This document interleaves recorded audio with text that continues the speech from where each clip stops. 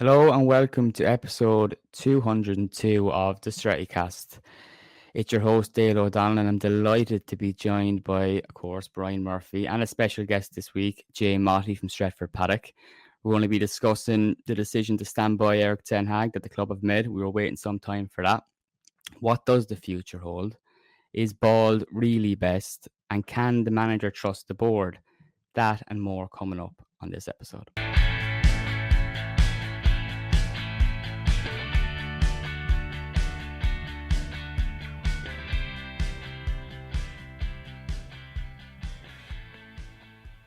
First episode back for the summer. We have a big season ahead and lots to get through with the European Championships and whatnot. But just before we get started on this conversation and reflect on Eric Ten Hag and United's decision to keep the Dutchman as manager, I want to say hello to Jay. Jay, our special guest, how are you? I'm good, man. It's good to chat to you guys because I think, like, obviously Dale, me and you go way back. Me and Brian became friends on Twitter after arguing with each other. We then became best mates, and it's good to jump on a podcast together and like have a good chat because you know what it is as well. We mainly talk on Twitter. You know, when you find yourself like constantly retweeting and liking the same people's tweets, I think a lot of the time. And Brian's like the guy as well. He'll say things that I want to say, but I can't. So I just like it when he says it. I've seen it say, yeah, I'm not going to say it, but I'll give it a cheeky like because it's like it's spot on. So yeah, there's been a few of them ones. Brian, your Twitter is just different level. I was telling you this recently. Jay, I was before a game last season. We were in the pub in town somewhere, and some guy from my area was basically describing Brian to someone else, and the way he was kind of like profiling him was there's this guy on Twitter who tweets pictures of his dog pissing on his neighbor's lawn. I'm just thinking to be on the receiving end of such conversations, what a way to paint my co-host. I think my Twitter is a lovely depiction of the things in life that just happen normally and people are afraid to talk about, like someone cutting half the postage stamp in the front of your house and passively aggressively leaving 6 inches of grass for you to deal with as you look across the fence and think, you absolute bastard, you absolute twat. I'm unashamedly honest and a bit like Bovril. You like me or you absolutely despise me. It is what it is. So just to get the conversation started, Jay, or obviously, as you see from our intro, quite unfiltered in the way we go about the podcast, and we try to kind of make that difference that we are independent and we're not going to go by all the rules. I want to talk a little bit about what you've done since you've kind of joined forces and got into the whole YouTube thing. We've been fairly critical of YouTube content in general, but your content, especially since you've got involved with Full-Time Devils, now Stretford Paddock, I think it's more definitely tailored to maybe an older demographic. Is that something you've maybe tried to push? Football, the chat is a lot more serious than maybe some people might like to cloud a lot of the YouTube content. Yeah, I think like what we try to do is just be honest, just be who we are. Like if you don't like me, you don't like me, but I'm not a character. I'm not pretending to be someone like this isn't a fake accent, or I don't, didn't start supporting United 3 years ago because I thought there's some money in YouTube. Like I'm not saying that it matters if you are new to supporting United or whatever, but I'm just saying all of us are authentic. We are what we are, whether you like us or love us. We are those kind of people. We work together because we know each other. We work together in Full-Time Devils. We all became friends, and then we had an opportunity where, sort of during lockdown, we could have bought the channel. So we decided to buy it because we wanted to take it over and do the things that we wanted to do with it. So if you don't like the stuff we do, it's our fault. And if you do, it's our fault. Rather than being told, well, you've got to do this video, or we need to do this video, or can you do something that we didn't really agree with? And we made some changes. Some of them were sort of gradual. One of the big ones was we stopped doing fan cams. We didn't do it immediately, but we phased them out and then we stopped them because fan cams for me, when they started, I liked it. I liked anything that gives fans a voice. Yeah, I'm about that. And I thought it was a new medium. YouTube is like the letters page in the paper when I was a kid, or it's your way of getting your point across, or the forums or whatever. But then it became a parody, and it became people who just wanted to be famous or go viral, or say the most outrageous thing, or sort of get a bit of attention for the wrong reasons. And if you're censoring people, then what's the point? And we were constantly having to edit things, and it just became. I think for a lot of people, it symbolised what was wrong with football fandom. And I'm not one of them who'll go, well, if everyone does, if people think this is wrong, then that's it, won't do it. I've still got my own opinion, but I didn't like it anymore myself. So we stopped doing that. We started doing more interviews with journalists who were talking off camera about journalists we know and respect. So we try to do interviews with those journalists that we like, that we know. We think, you know what, when they tell us something's happening, we believe them. So let's start chatting to these people. And then also, I think because people know what we're about and we have a little bit of credibility, I'd like to think, we've been able to do some decent things, and we've been able to have some good guests on the podcast. And I'm like you guys, just a United fan, and been very, very lucky that I've been able to sort of sit down with people I consider legends. Well, they are legends, and chat to them about their time at United, and chat to them about what their career was like. And a good example of that was at the Andy Cole interview we did, because we sat with Andy Cole for like 2 hours because we met him. Like, we arranged it. He came in, we were having a chat, and he came out. We shot a little bit, and then we got some between, and we did the podcast. And it was going on for ages, and I was actually loving it, but thinking, we've got to let him go at some point, because he wasn't saying anything about like I need to finish. But I was thinking, it was about an hour and 3/4, so we started wrapping up. But when we did that, we just concentrated on his career at United, and we did a little bit with him about the Kane to United stories, because at the time there was a lot of stories that Kane was going to come to United. And then at the end of it, we made a decision to just cut that out. Don't clickbait it. Don't say, oh, Andy Cole says Harry Kane would win United the title or whatever, because it was a 2-hour interview and it weren't about that. It was about his time at United. And, we were tempted to cut it into segments. So we said, no, just stick the whole hour and 3/4 out there and let people just sit down and listen to it or watch it or whatever. And it was probably the thing that I'm the most proud of, because it's the thing I enjoyed the most. I loved Andy Cole when I was a young, so when he was United fan, when I was a younger lad. So to sit down with him and just get all the stories and to chat to him and have a good laugh with him was just unreal. So yeah, I'm very fortunate really, and he's doing all right. He's doing well, and I think we've had some good support, people like yourselves as well, which always helps, because I think there's a lot of good United fans out there, there's a lot of good voices out there. But it's just a case of we can at times give them a platform as well, because we start guests and people on, then more the merrier. A little bit of background to myself and Jay's blossoming friendship. Most people will know I'm very, very vocal in my dislike for the fan cam scene.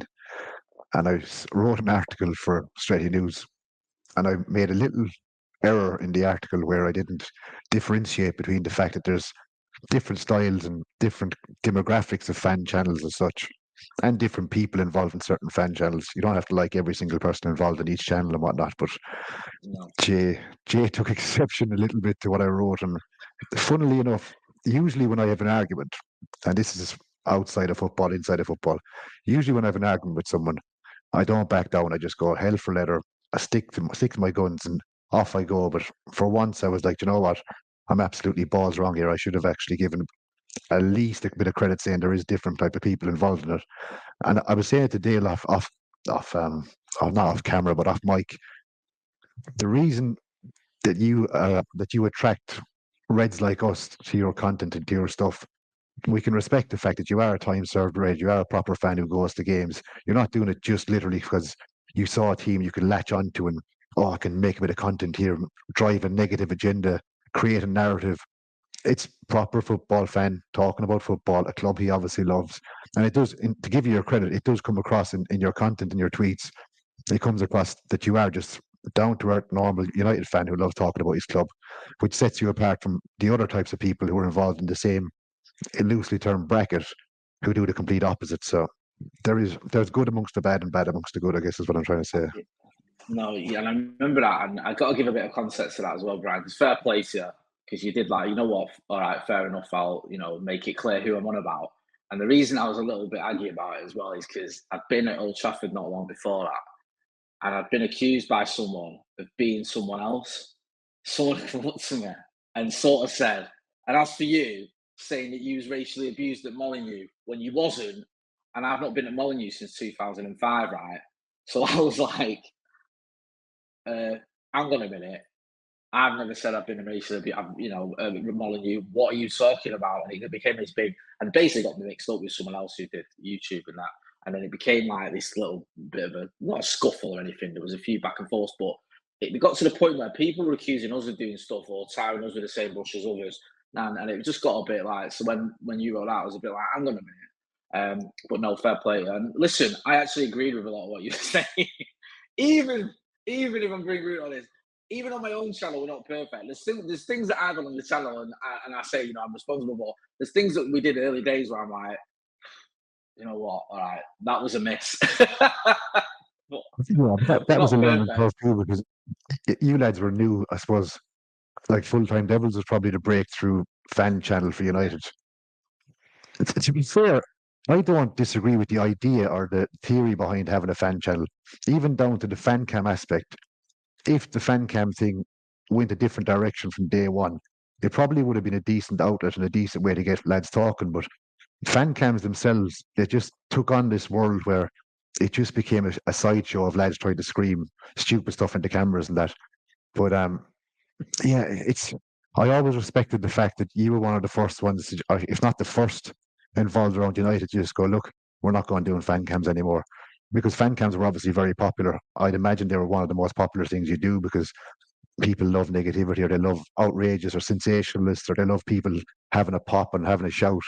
So to hold your hands up and say we're not doing this anymore, I respected that quite a lot, because you cut a part of your content out. Yeah, do you know what it was as well? The funny thing was, I wanted to get rid of him, right? And we had this. There's a few of us on the channel, and I was like, look, we were having these conversations around it. Fan cams are just, they're not what they used to be. I know that sounds like a proper granddad thing to say, but they're not. It's people trying to go viral. They're a bit of an headache. And I always like to think that, I know this sounds a bit sort of odd or schmaltz or whatever, but I go with the game and I can hold my head high. You know what I mean? Like, anyone wants to come and chat to me about the content I make, I'll chat to anyone. I'm not ashamed or embarrassed or whatever. But there was certain things that I was a little bit like, I was finding a bit cringe and I wasn't feeling, and it's like, I don't really like being a part of this. But the thing that put me off stopping him was when people started telling me to stop him. So I had a few conversations with people like, you need to stop doing that. And I didn't want to say what I am doing, because I'm like, you've told me, so I'm going to. But like, plans to replace it. I was like, look, we'll phase him out and we'll do it. And I was like, but then we did an announcement. And to be fair, like, we'll still do a bit of reaction, on Wembley after the FA Cup final. You could not have stopped me getting in front of a camera if you tried. I could not wait. I was like, people watching that, I was on something. I'm not on solo, but I was just like, I was so buzzing, I was so happy, I was so giddy. But we did a little, just me and Joe did a little reaction. But by and large, yeah, we sort of cut back on him. And I just feel that you learn, don't you, and it evolves. And like you do, your channel, Dale's gone from strength to strength, your site. Channels change, and I think that was one of the reasons we wanted to take over Full Time Devils. It certainly wasn't a money making thing. It was like, let's do this the way we want to do it. Let's do it properly, how it should be done, and how we'd like to see it. Before we move on to stuff about Ten Hag, quick one about fan cams, because you mentioned they kind of fizzled out and whatnot. Do you think some of the big hitters, like the videos that did really well, and to really kick them off and talking to the Andrew Tate one, the Bobbins one and whatnot, I think then that set people up and kind of saying, maybe I could be the next one of that. And then it kind of sense an appetite of being the next soundbite. And you had people then that were like basically coming on camera, not all, but I'm presuming they were rehearsing what they were about to say before they went to the game in front of a mirror. It was acting kind of. You've nailed it, Dale. If you go back to those early fan cams, I think you did a couple yourself, and I used to just do the odd one. I wasn't on them a lot. I as a reporter, my boss used to go mad when he saw me on YouTube, because I used to cover City, and as a reporter, and I'd be on the camera going, I fucking hate them blue bastards and all this, and he'd be like, you need to stop doing that when you go at the City press conferences. But you used to get a bit more nuance, a bit more sort of, analysis, a little bit. Obviously, you're passionate fans, but there'd be a bit more than just, if I see Louis van Gaal in that stadium, I'm going to kill him. It's just stupidness like that. It got to just the point where people were, like you're saying, it felt rehearsed, it felt contrived, and also, just performative. And I think there was an element because I think people got onto the idea of like, well, look at Andy Tate, he's gone viral and he's like famous and he's got that fame and we want that. And the irony with Andy is he didn't cover that. You don't know if you know Andy, but he's still got his day job. He didn't make a career out of it, and he's taken a step back from it all because he didn't actually want that. He just wanted to share his thoughts on United, and he actually watched fan cams for a long time before he ever took part in them. He just used to stand and watch him. But then you got people who were just like, let me on, I've got something to say. And then you had people actually coming on, wanting to like almost fight people, almost say like, get me on, and then start, like calling out people and let's do this and let's do that and let's meet up. And you're like, we're never going to use any of this. And I used to say to people, you can't come on here and say, let's meet up and have a scrap or I'm going to smash your head in or I'm going to kill you. We're not going to use this. And people didn't get that. Do you know what I mean? Like, was that when Brian was on? Oh, Jesus. Brian, we doing well to get me on there. You never get him on a fan cam. Secondly, he doesn't need my channel to arrange to kick anyone's head in. But you had and thirdly, actually, you probably can have a round where you had people that were like 4'1" going, I'm gonna do this, that, and the other to whoever, and you'd be like, well, you're not. Shut up. It just got too silly, to be honest with you. I'm 44 years old. I didn't have the time and the energy for it. And it was just like, it wasn't just my decision. I've got to say that. There's four of us. We make joint decisions and they don't happen. And we were all on the same page. There was no dissenting voices going, nah, let's keep them. Everyone was like, I get it. And let's just try and do things a little bit differently. And we still do stuff at the games, but it's just not fan cams. It happened again recently. And like you said, people that are blatantly trying to make a name for themselves off the back of this. That fucking Planet Spaz fella that went on Goldbridge's channel, who kept putting himself in that kind of that circle for so long, forcing people to take notice of him, eventually got involved with them, got himself on there. Next thing he starts doing ludicrous soundbite comments, stupid sensationalist things, screaming at the camera, gets booted off that. And then I think he latched on with Flex with someone now, but he's achieved his goal. He's got his name out there. He's got a bit of notoriety. Now he's involved in that circle again. You can see people a mile away that are trying to achieve that. And that's literally what they're coming on for, just trying to make these big, outlandish, stupid comments that people can clip into little video clips and get themselves on the screen, I mean, listen, I'm not going to criticise or question what other channels do. That's up to them. My sort of thing is, we do what we do. And if you want to watch that, fair play to you, go and watch all that. There's plenty of people that do, like, the views are there, there's no denying that. But we've always sort of just been ourselves. And I think that it makes me laugh, because this is so daft, but this is an example of what I'm on about. Like, it's like, I live in Eccles, and I walked through Eccles once, and this guy says to me, Jay, you really do live in Eccles? Of course I do. I'm not an act. I'm not pretending that I live in Eccles. Do you know what I mean? Like, this is what we are. But yeah, I get, like, the thing is as well, you're going to get an audience if you do that. But in my opinion, it has a short shelf life, that kind of thing. I think if you're just going out there and just exploding in front of a camera week in, week out, threatening people or whatever, I don't know about the longevity of that. And if you're doing that now, the reason I did what I did is because I enjoyed doing that and I got the opportunity to work with friends. And a big sort of carrot for me was to work for myself. I'd never worked for myself before. It's the first time I was not going to have a boss. It was just going to be four of us working together on a channel. And I thought, let's take a chance. Do you know what I mean? I'd speak to my missus and say, look, I've been offered it because I got offered a job elsewhere. And I thought, but rather than work for someone, I could work for myself. It might blow up in our faces, but are you happy for me to give it a go? And she was like, yeah. And so far, touch wood, it's been well worthwhile.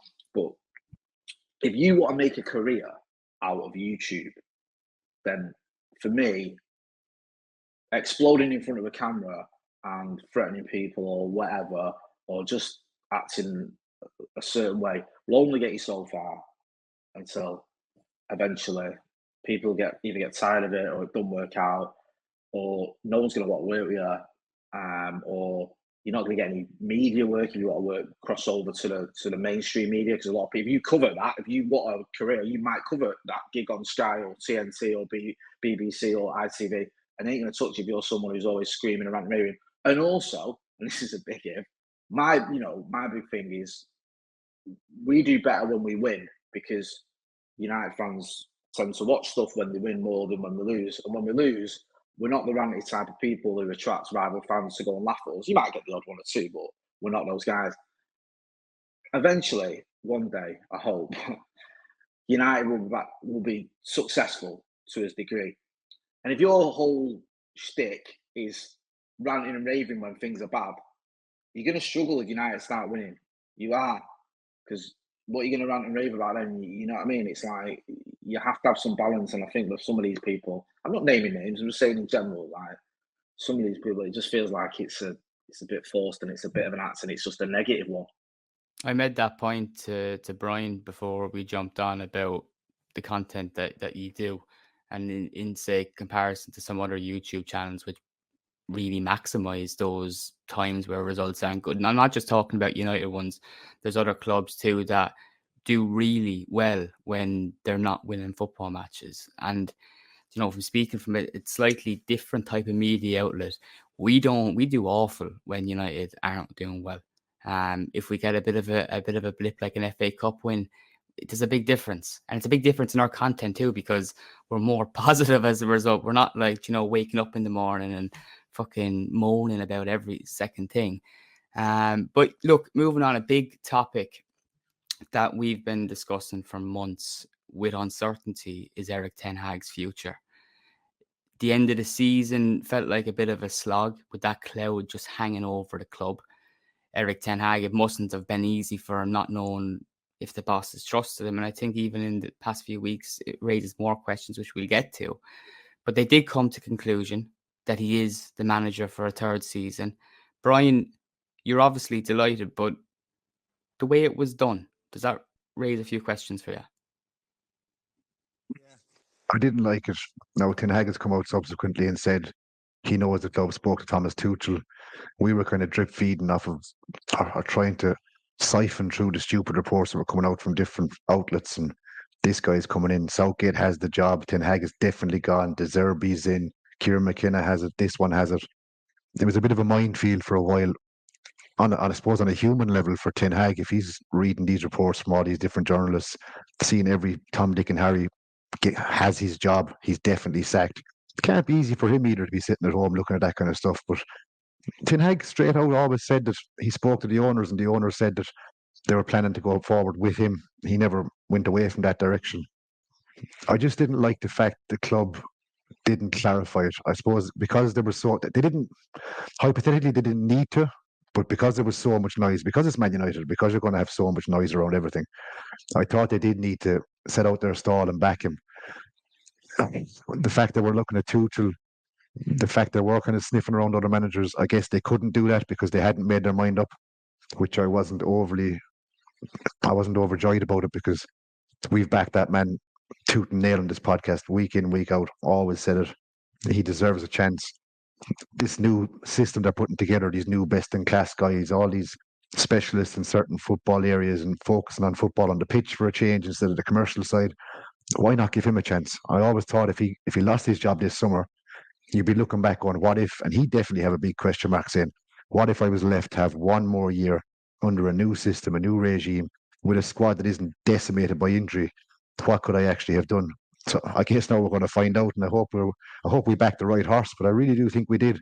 I think if he can get a couple of astute signings in the summer, ones that he's not in charge of himself directly, because one or two of them have been stinkers, has this best-in-class system getting going. Like, we all know it's going to take time to gel and get together and to finally work out who's doing what and what way it goes. But I think I'm optimistic about it. I think if he's given a good shot at it, if results can kind of keep going, that it doesn't get the fans on his back too fast. Definitely, if injuries can piss off for a while and give us a break, I think he'll be all right. I think he'll have a good, successful season again next season, and we'll be able to see what Erik ten Hag can do if he has the players he wants to work in the right type of system and the right type of a match day squad, rather than leaning on the youths. Like, how many games there towards the end of the season did you look at the sub bench? And we always back the academy. We love to see young lads coming through. It's nothing better. But Jesus, when you're seeing 5, 6, 7 academy lads on the bench, you're going, where's the squad depth? We're fucking struggling here big time. So hopefully the summer makes a big change to the squad. a couple of good signings, get rid of a few deadwood, and let's go again next season under the ball, man. Ball is best. Jay, we ran a poll on Stretty News, which the vast majority, 97% saying that, or was it 87% or so, saying that they wanted Eric Ten Hag to be backed and to be kept as manager. The Athletic ran the same. Andy Mitten ran another big poll. Again, vast majority saying that they wanted the manager backed. How has the reaction been with your viewers on Stretford Paddock that Ten Hag is staying? Yeah, I think it's been overwhelmingly positive. I think last time we did a poll, I think it was around 3/4 wanted him to stay. Now, I can't remember the exact number. It was quite heavily wanted him to stay. I think the last poll we did, sorry, my memory's terrible, might have been after the FA Cup final. I don't know if it would have been different before then. But certainly with us, like Brian was saying, I wanted him to be given an opportunity. And I think when you say that on camera and on your site or whatever, a lot of your viewers or readers sort of go along with you. They listen to you and they might, sort of, I'm not saying you influence everyone, but there will be a little bit of degree of like, okay, you're making the case for this. I get where you're coming from, which is what we were doing. And I think you've got to be able to be honest about it. And we were, there was times when, listen, 3-0 at home to Bournemouth, the loss at home to Fulham, the loss at home to Galatasaray. I don't need to tell you guys about it, but there was a lot of results that were just not good enough. A lot of performances that you're like, come on, man. But for me, there was always a caveat. There was always the injuries. There was always the fact you had all this nonsense going on in the background. And also, and this might sound like I'm exaggerating or just saying it because, like Brian's saying, ball is best, whatever. I would happily, if you offer me the opportunity, genuinely say, look, all right, you finish 4th, but you don't win that FA Cup, but you're in that Champions League, and there's probably not much drama about his future and all that, everyone's happy, would you take it? And I'd say no. I would not swap that FA Cup run and win for Champions League football. I wouldn't, because those 2 games against Liverpool and City, and I'm not just saying this, someone that's been going to United since I was 5 years old, were 2 of the best moments I've had as a Red. And people have pulled me up on this and gone, come on, Jay, you're exaggerating. And I've been to hundreds of games and I've had hundreds of fantastic memories and moments with Manchester United fan. But those 2 games were up there. That Liverpool 4-3 was up there. And that derby win, when Kobe Mainoo put that goal in, I'm not kidding you, I was emotional. And I'm not that guy. But I was like, I didn't even cry when my kids were born. And I nearly cried when he scored. I was like, this is really unbelievable. This is so mint. It was great. It really was. And I think a manager that's capable of getting those performances out of that team, getting those results, who hasn't lost the dressing room because they wouldn't have played in those games, they wouldn't have turned up in them, who can do it against good teams, especially when he's got players fit, for me, deserves a chance, deserves another season at least, because 2 seasons, 2 trophies. Yes, we've had poor form in the league, but we've still got a half-decent squad there and a manager who's got a bit of pedigree. And I think if he's backed in the right way this summer, and like you said as well, get rid of some of this deadwood. He seems to have admitted he's made a mistake with Anthony, because Anthony didn't feature in some of those games. Like the FA Cup final, I don't think he featured at all. And that's a big game. And a manager to say, look, I'm not going to play the kid I spent 86 million quid on at all, makes me think he's suddenly, the pennies dropped and he's like, look, I can't afford to play him because he's no good.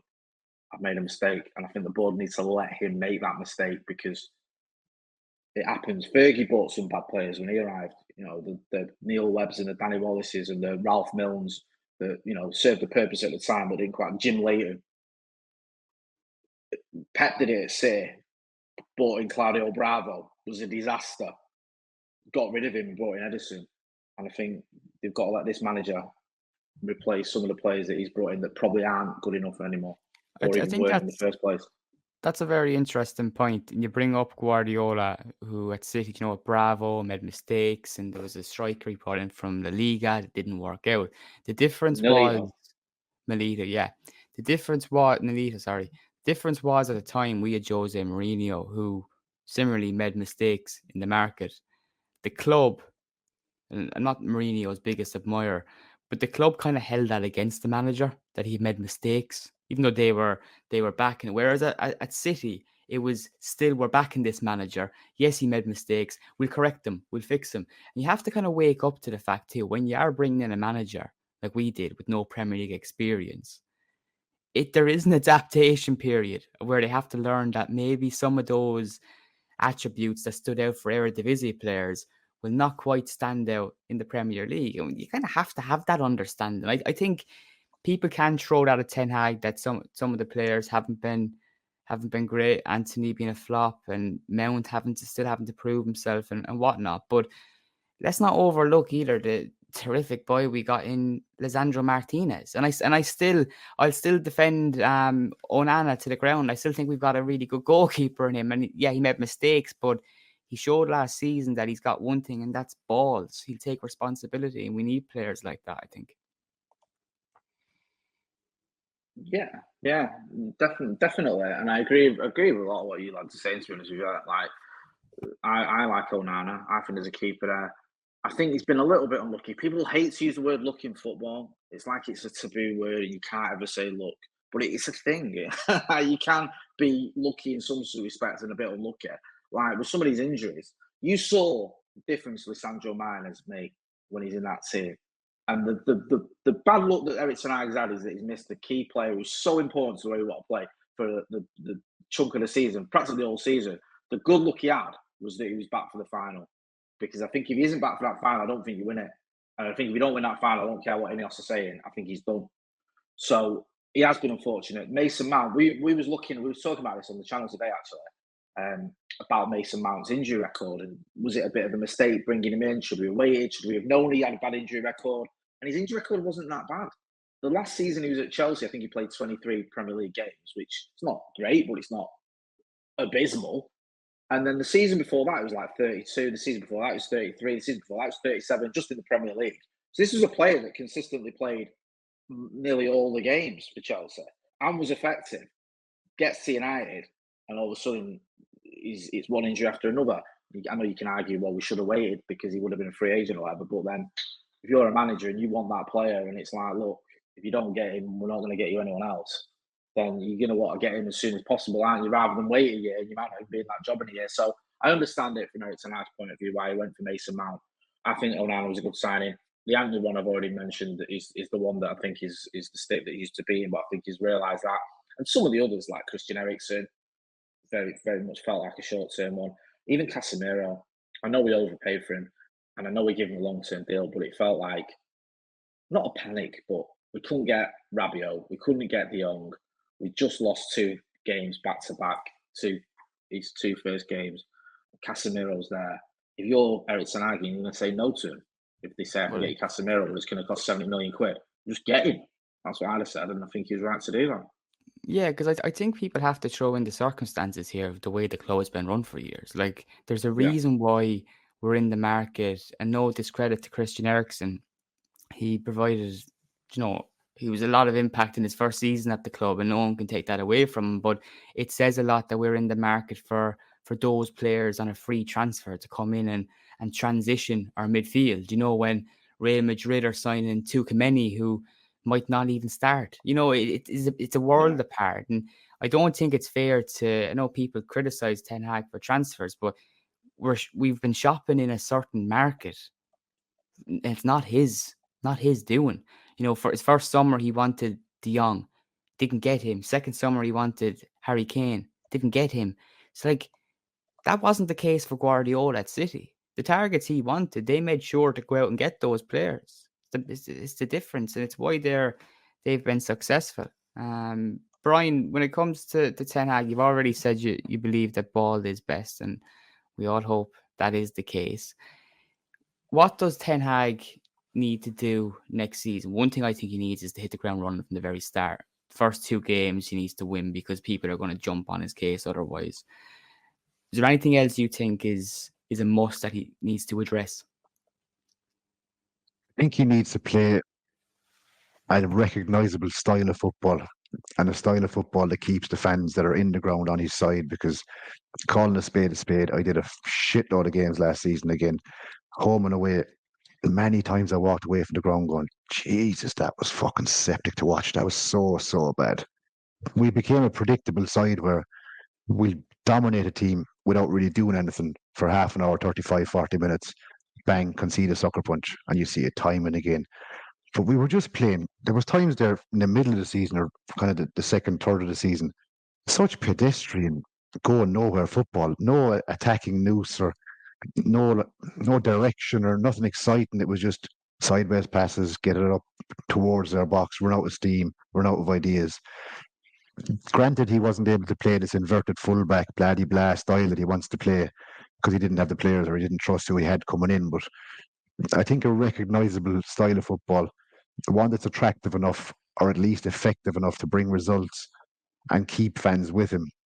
I think it's vital for him. If he loses the fan base after 10, 12 games a season and people start mouthing off again, he's in a precarious position again. So I just like to see us play some nice football there. I'd like to walk away from the ground week in, week out and go, okay, we got caught 1-1, fine. We played decent football. We won 2-0, lovely. We played well. We lost 1-0, fair enough. But at least we lost playing good, fucking decent football. We didn't lose 1-0 just rolling over and playing pathetic Fangal fucking sideways passes all the time. So just something a bit better. Give us something better to watch. And I really do think you will now, because I thought, you go back to the start of last season, I was curious, even on the podcast, I questioned, how is this new style of football going to work? And I wasn't really sure what way he was going to implement it. And Onana coming in with this ball playing the goalkeeper, which we weren't used to.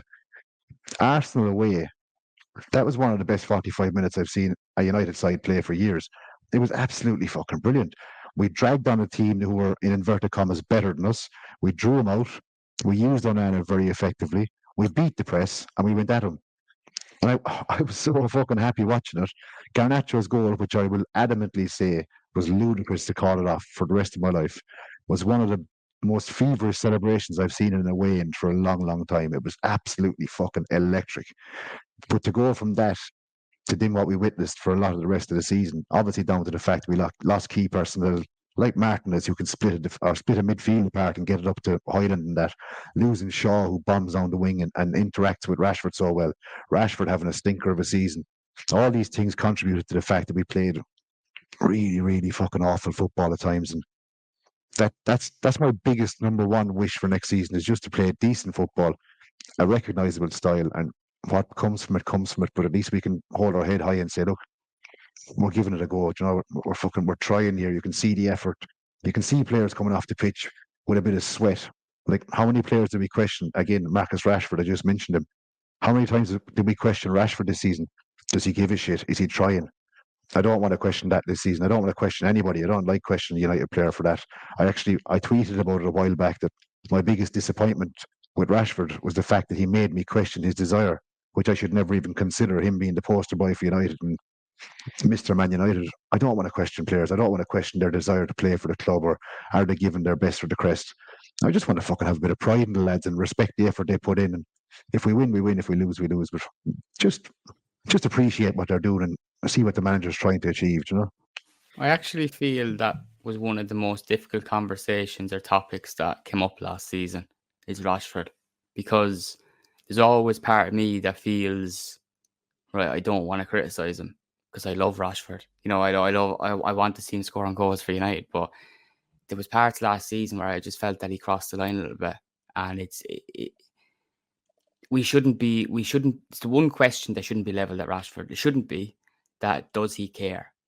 Because 100% he should be caring. I believe he does love United. It's not that kind of thing, but I do think that there's something not quite right. And it's one of the things I think that needs to be 100% addressed this summer, is find out where he's at. Because you mentioned you don't want to be questioning that next season. No one wants to be watching that. Rashford at his best is one of the best attacking players in the world and deserves to be drawn comparisons when Mbappe's at his best. But that Rashford we've seen last season, fuck me, there's not like lucky to be compared to some Premier League players. And that's not right. I don't, like I said, I don't like criticising him, but something's not right. And we're missing out on a quality player as a result of it. And that needs to be fixed. Jay, before we get on to questions, obviously share some thoughts on Rashford if you wish, because I know you're a big fan of Rashford. But do you believe, before we get on to questions, do you believe Ten Hag should kind of feel the trust of this board, or do you think he should be wary? Because I don't feel that they're 100% back him, even though he's coming into his third campaign.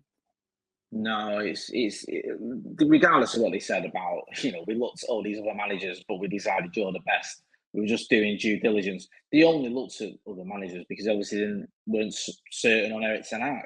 If they'd have been sure on him, they never would have felt the need to chat to Thomas Tuchel or De Zerbi or Thomas Frank or Pochettino or whoever it is. I know there's a lot of names being sort of bandied about. I think Tuchel's the one that everyone knows about. I think both ten Hag and Tuchel himself have confirmed that, but there was a few others in there. So it does feel like the board were, trying the best to find someone else, but probably thought, you know what, with the fan feeling after the cup final, with the fact that every other candidate is flawed, it feels a bit more like we might as well stick with this manager rather than we love this manager.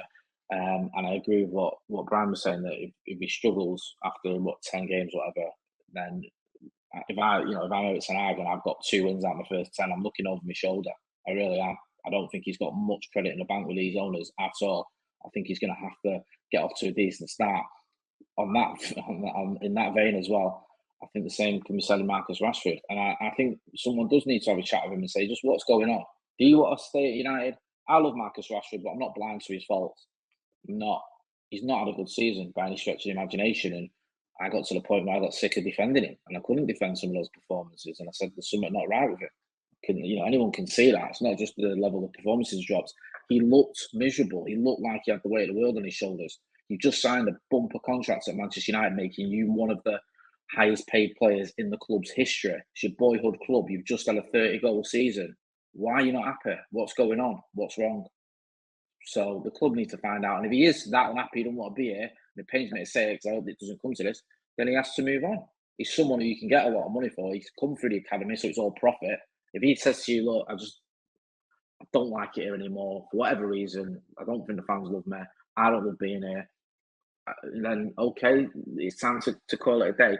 I hope it doesn't come to that, and I hope we can get Marcus Rashford back to his best, because there's still a player there. Even last season, when he was poor, look at some of those goals. The goal at the Etihad, for example.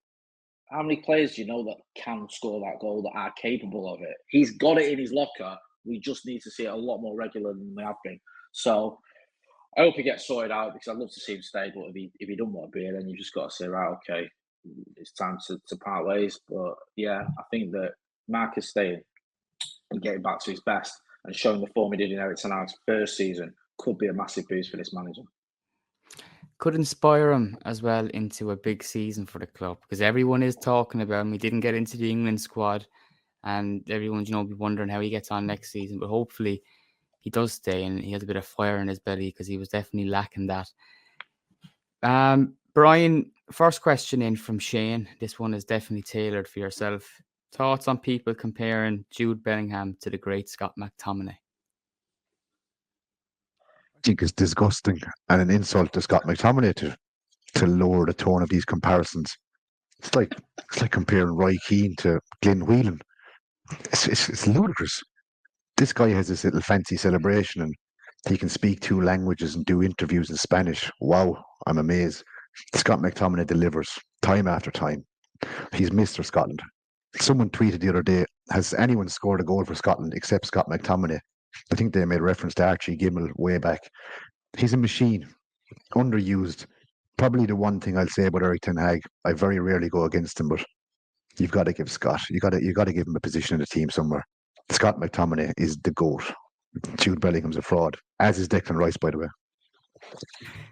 Jay, would you side with that, or do you, I think I would be more of the opinion that Jude Bellingham is a more prime version of McTominay, but I admire Brian's defence.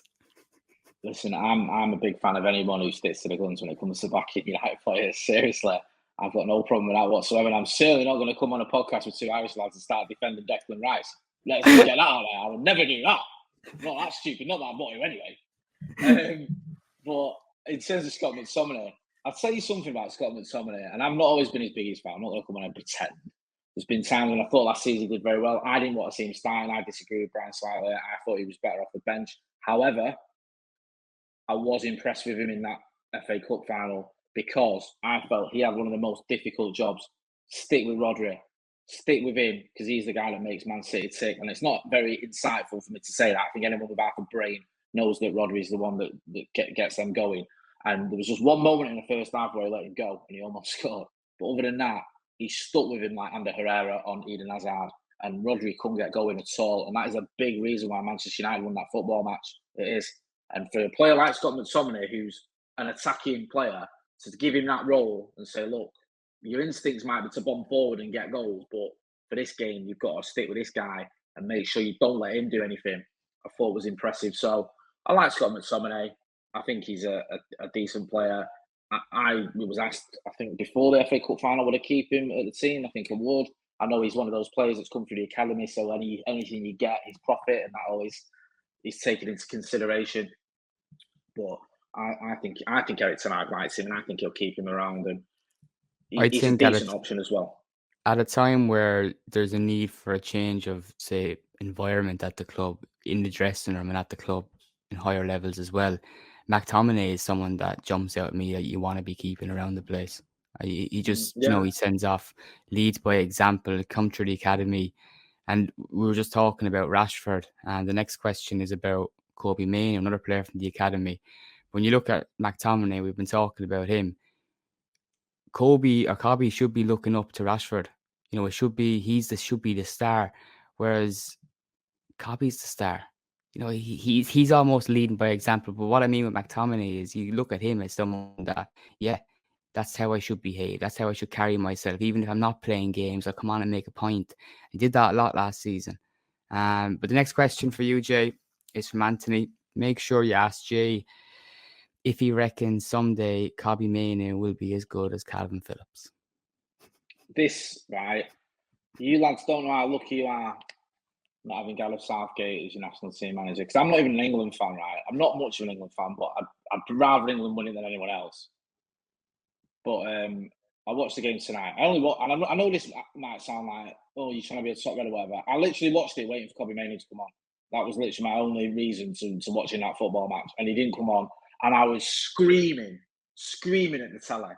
When he started Trent Alexander-Arnold, and I'm watching Trent Alexander-Arnold wander around that midfield like he's never played there before in his life, he doesn't know where he's meant to be, giving Denmark the sort of run of the green. And then you've got Declan Rice, who's not really a six, if we're being brutally honest. He's getting caught out. You've got a player there who could run that midfield, who has been player of the match in only his full debut for England, who in the FA Cup final against one of the best midfields in the world was absolutely unplayable and even got a winner, or the goal anyway, the second goal, which turned out to be the winner.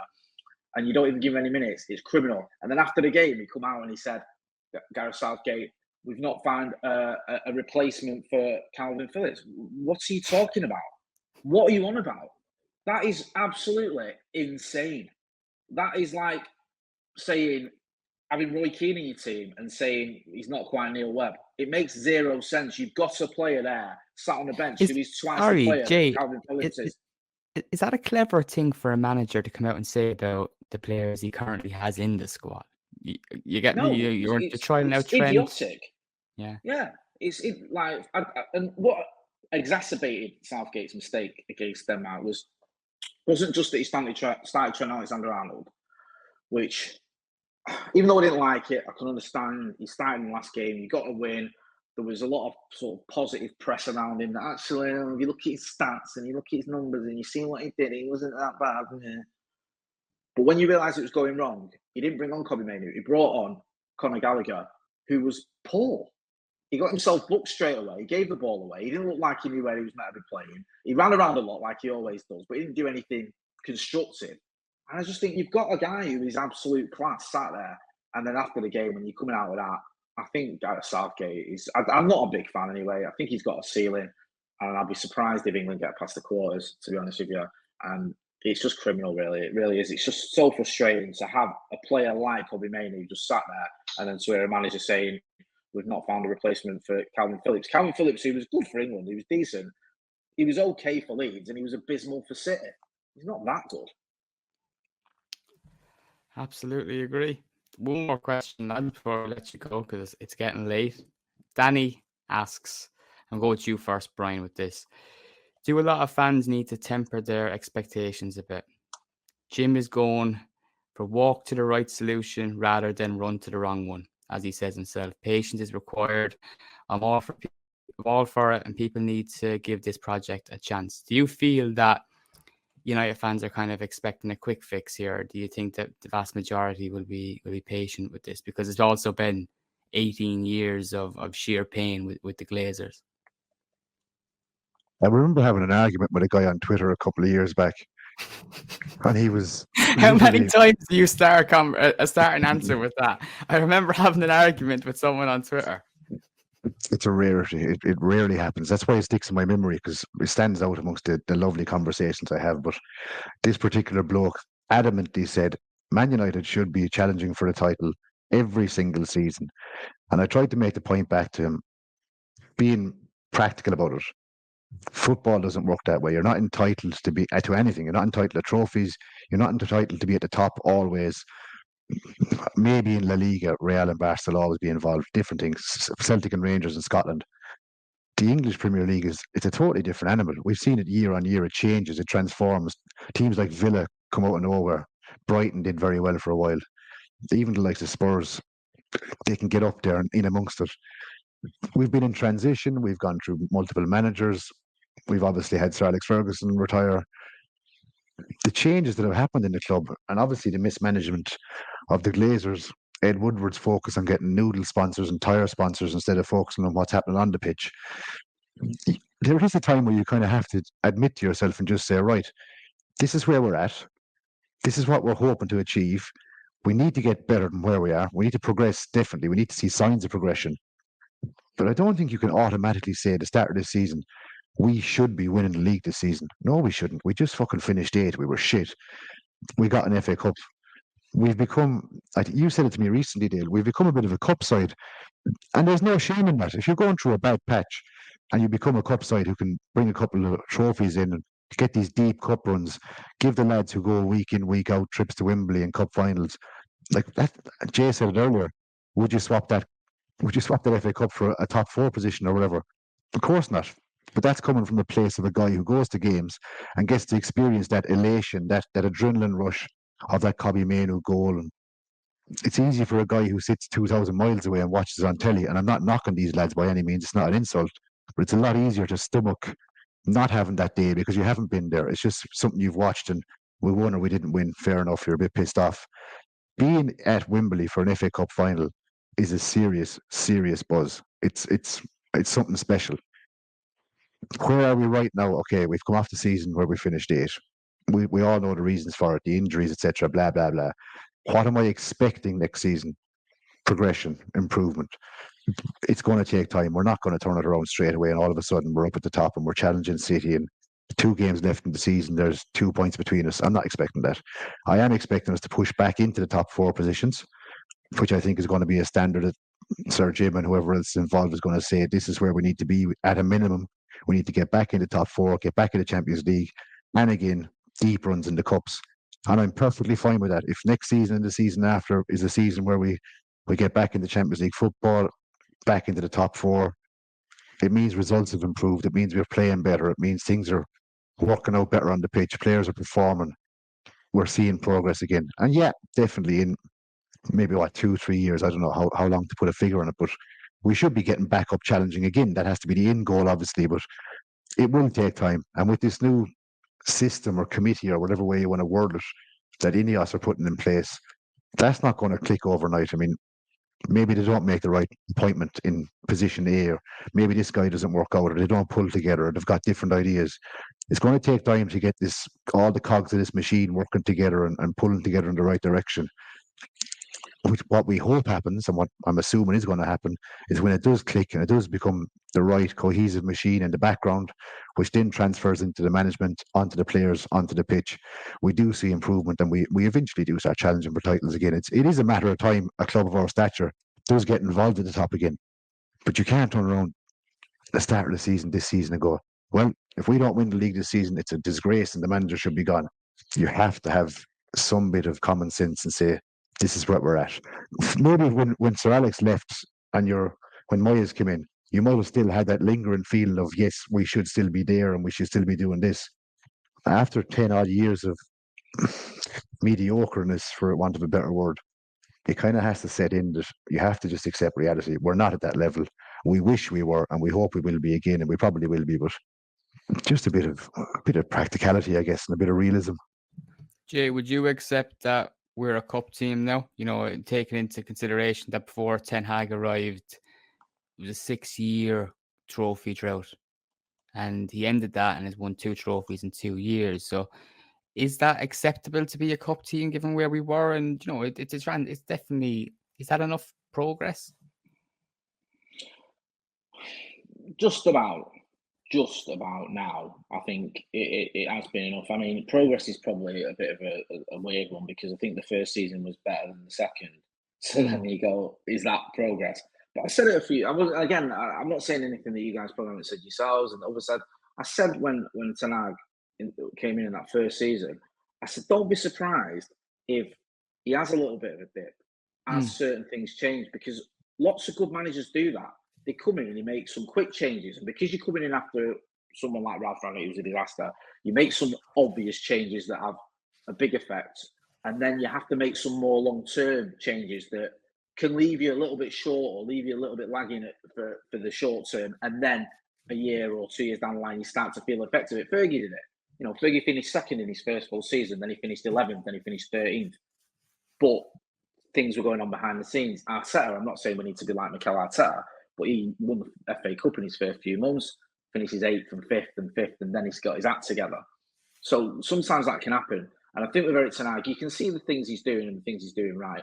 The way he's got the likes of Kobe Mainoo into the team, I thought he handled him really well. Bringing in Garnacho, getting the best out of certain players in terms of what he did with Max in that first season, he got the best out of him, then obviously drops off. When Luke Shaw was playing, he was getting the best out of him. Even Maguire coming back in the team, I thought he was getting the best out of him at one point.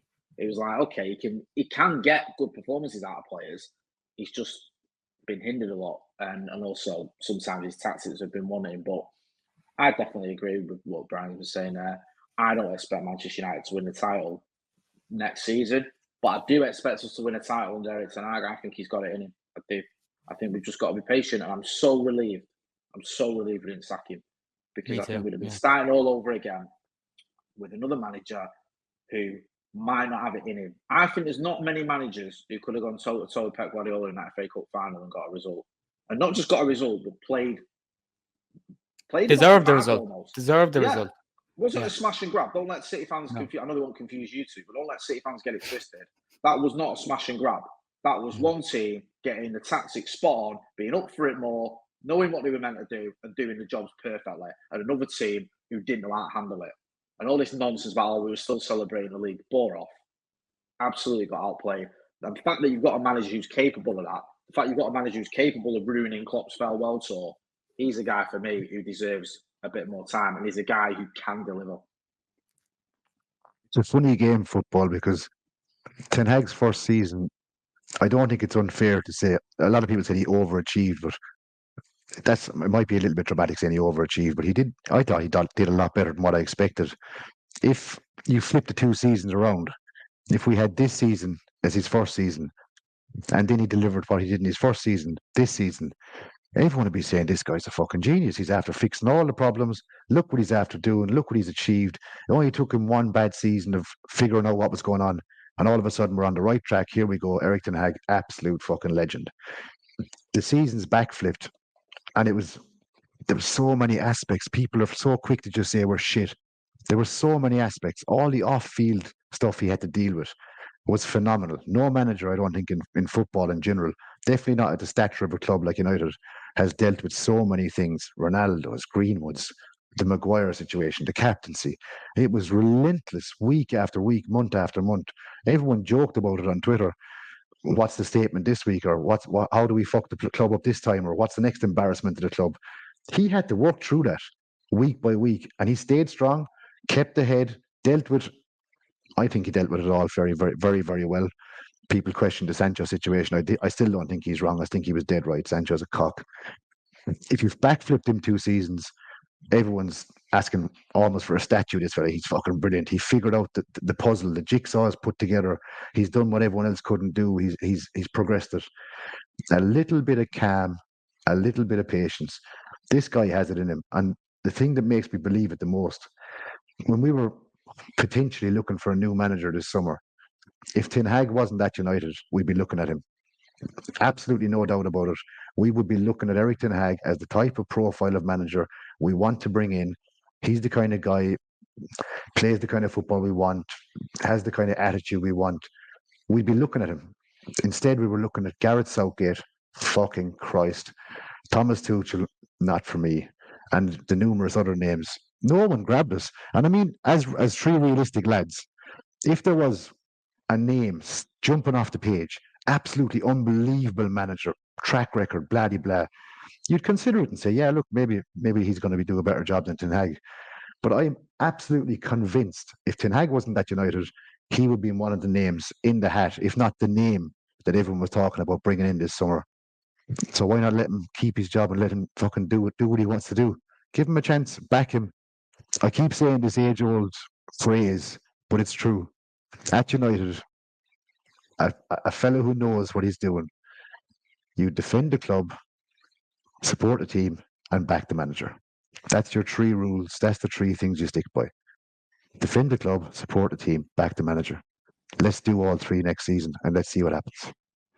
I look forward to quoting you on that when in a few months when they appoint Gareth Southgate.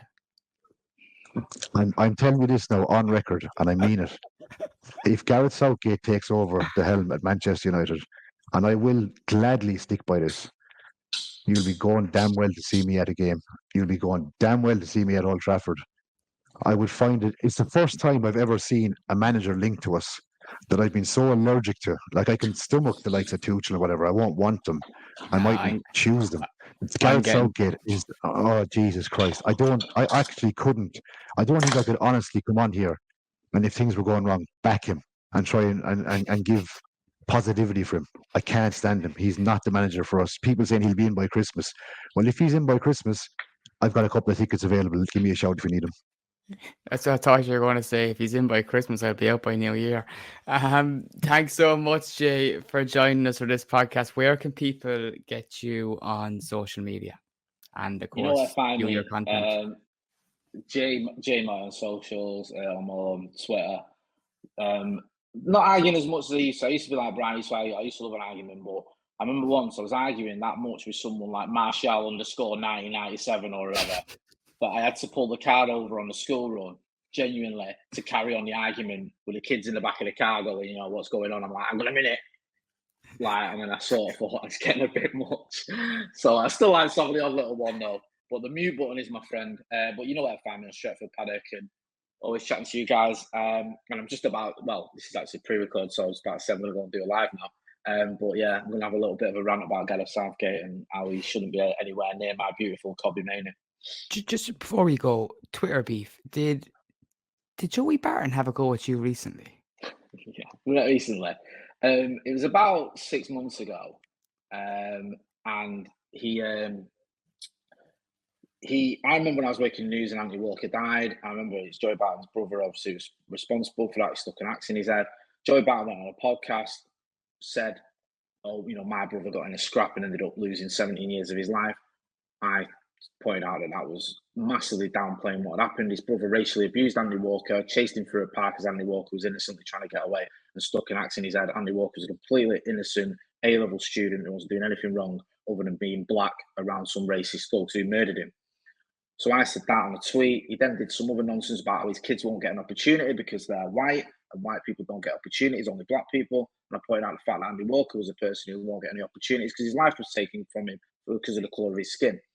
So he must have seen this. A couple of days later, he's had a little bit of a mini meltdown on Twitter, started calling me a closet racist, which was obviously devastating to me white missus and me mixed race kids.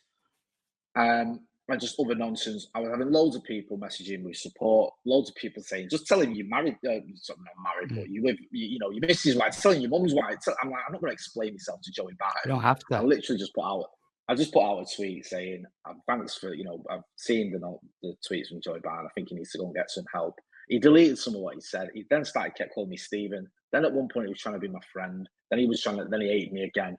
And then he's just kind of ignored me for now. And I just ignored him because I ain't got the time for him. I think it's a bit of a performance with him.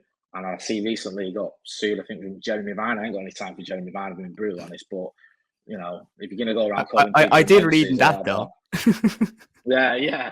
I think, if you're going to go around calling people nonsense or whatever, then, you know, you've got to be able to put your money where your mouth is. And I think he got sued. So just a bit of a storm in the teacup. But it was amazing how many people messaged me with support when I started beefing with Joey Barton. Like, literally, Liverpool fans, City fans, Evertonians, United fans, obviously, people I've not spoken to for years, people I didn't even know, people in media, people in football, some well-known people. I'm not going to start naming names, but like, by the way, bro, taking a notice of him, and also, if you ever need it, here's a bit of info. I didn't need any of that. I just sort of laughed it off and got on with my life and let him get on with his. And, you know, he's sort of carrying on being this right-wing troll that he seems to have become. So, yeah, I'll leave him to it. Best too. Brian, how can people follow you on social media? You're very, very much sadistic and want to see me abuse Samuel Luckhurst regularly, post some shit breakfasts, and give some fantastic food opinions. And in the middle of that, give some great insight into Manchester United. Follow me at DayTrippingRed. And if you don't subscribe to this podcast, I'm going to break into your house at night. I'm going to creep into your bedroom. I'm going to sellotape your two eyes open and force you to watch Trent Alexander-Arnold play in midfield for England on repeat. It's up to you. Hit that subscribe button. And thanks, Jay, for coming on. It was a pleasure as always. And thanks, Dave. Thanks, lads. I'm going to shoot because I've got to go because I'm so late with this live. I've had a top night and let's do it again. Do it again very soon. Brilliant. Thanks so much, and thanks everyone for listening.